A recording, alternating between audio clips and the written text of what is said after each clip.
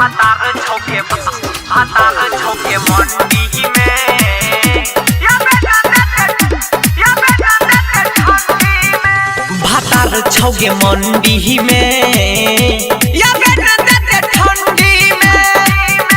भातार छौके मंडी में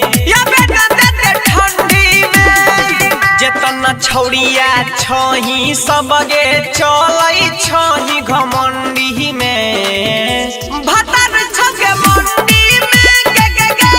अबे न देते ठंडी में भातार छौके मंडी में छौड़ी गे अबे न देते ठंडी में Singing by Prince Pirian.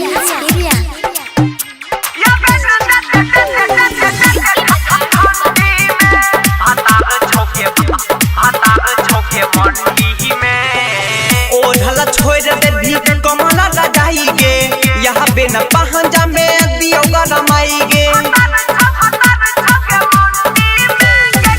ओढ़ल छोड़ दे भी कमला रजाई गे यहाँ पे न पहंजा में दियो गरमाई गे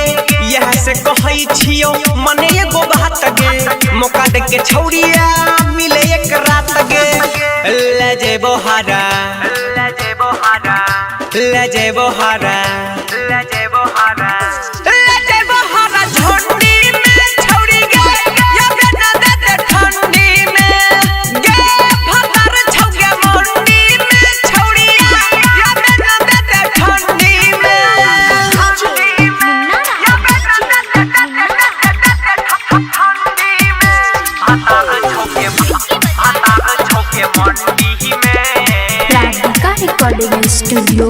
सहरसा। चढ़ला जबानी में लागल छोया गगे राइटर मिथुनमा लेके जे तो भाग गे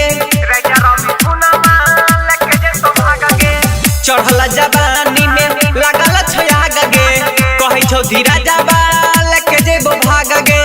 फगुआ के दिन छै गे गिरे बिसबीसी छौरिया में सबसे कोई छही गे भीसी पीरिंसा कहो